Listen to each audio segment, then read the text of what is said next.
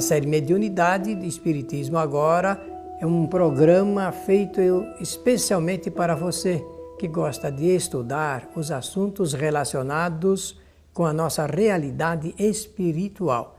O nosso programa tem como base intelectual, base de orientação, o Livro dos Médiuns, publicado por Allan Kardec em 1861 na França, na cidade de Paris. Esse livro é muito importante para a literatura espírita, porque é um roteiro escrito por Allan Kardec exatamente para ajudar os dirigentes e também os médiuns no tratamento com esse tema mediunidade, tanto do ponto de vista da teoria quanto do ponto de vista da prática.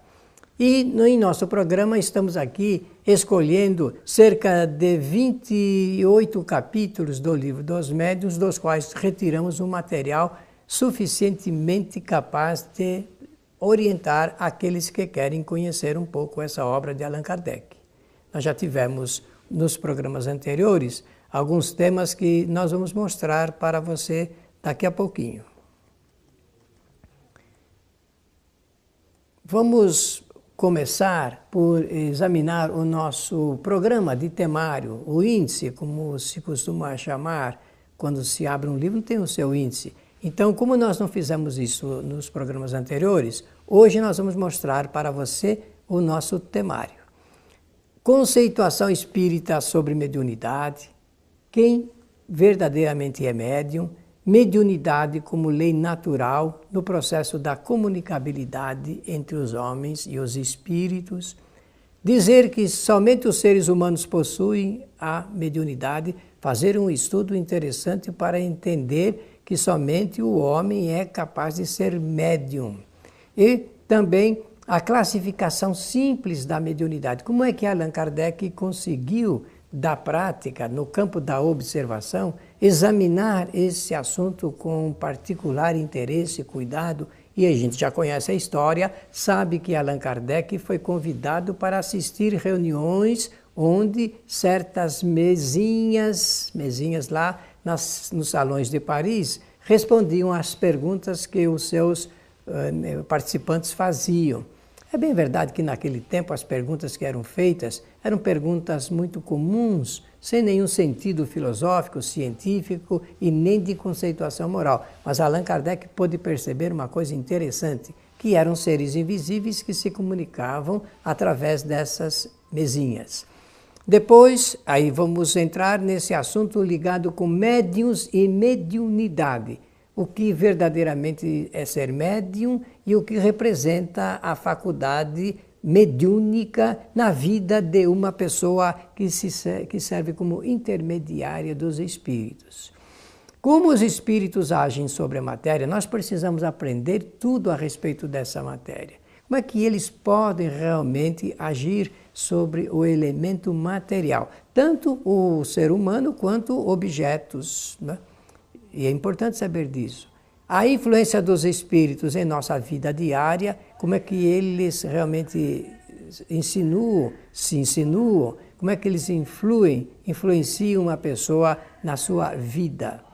Saber separar fenômenos que são produzidos pelos espíritos é muito importante para a gente saber quais são os fenômenos que são realizados apenas pela capacidade humana. Porque existem pessoas que possuem a capacitação de realizar fenômenos que se parecem com os fenômenos realizados pelos espíritos. Também existem espíritos que realizam fenômenos como os homens realizam. É por isso que existe certa resistência de parte da humanidade ainda em entender essa situação de quando um fenômeno é produzido por um espírito ou quando é produzido por um agente encarnado. Por isso, fenômenos mediúnicos e fenômenos também não mediúnicos ocorrem na vida humana.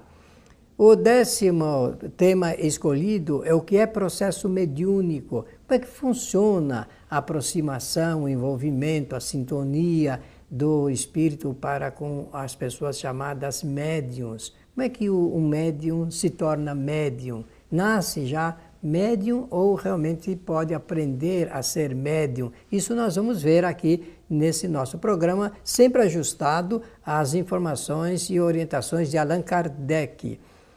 Vamos tratar também do uso e do abuso da mediunidade, porque, sendo um equipamento para intermediar os espíritos para com os homens, é necessário entendermos como é que funciona esse assunto ligado com a normalidade do uso da mediunidade e quando esse limite é ultrapassado e então há o abuso da mediunidade. Vamos cuidar disso exatamente como Allan Kardec cuidou no livro dos Médiuns.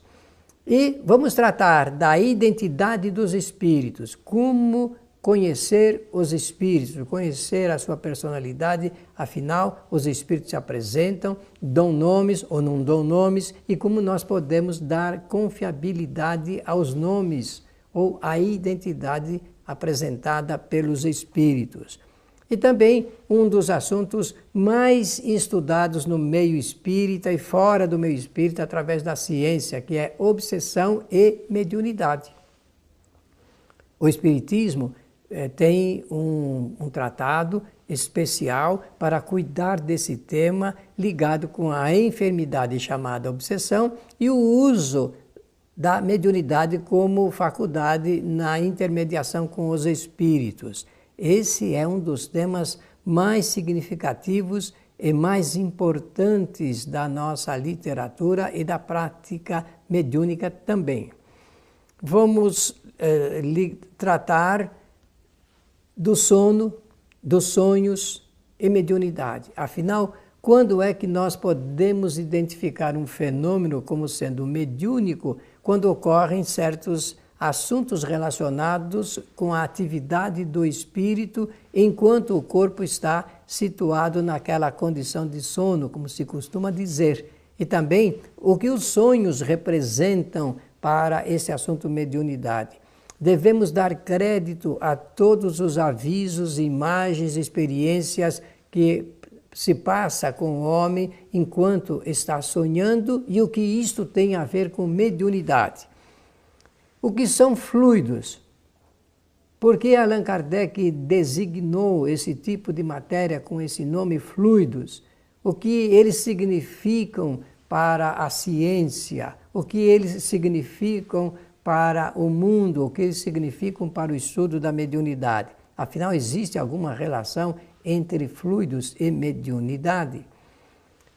Fluidos e perispírito, o corpo espiritual, o corpo fluídico do espírito. Nós precisamos conversar bastante a respeito dessa matéria para que a gente se acostume a entendendo como praticar isto, que deve ser com absoluta normalidade. Afinal, cada um de nós tem o seu perispírito, cada um de nós tem o seu corpo fluídico. E o que isto significa para o estudo da mediunidade? Vamos tratar do desenvolvimento da mediunidade. Conforme eu disse anteriormente, é possível alguém aprender a ser médium? Se é, como é que isso pode ser levado na conta da ciência espírita para que alguém possa realmente se desenvolver mediunicamente? Como é que alguém pode adquirir essa condição de ser intermediário dos espíritos?